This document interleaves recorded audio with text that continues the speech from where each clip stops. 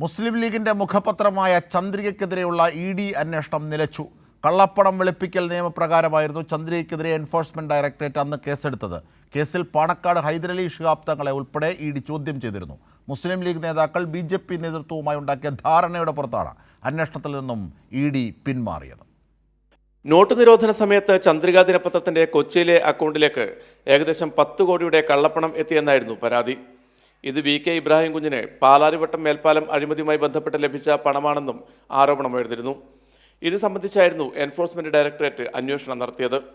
ഈ സമയത്തെ ചന്ദ്രിക ദിനപത്രത്തിന്റെ മുഴുവൻ സാമ്പത്തിക ഇടപാടുകളും ഇ.ഡി. അന്വേഷിച്ചിരുന്നു.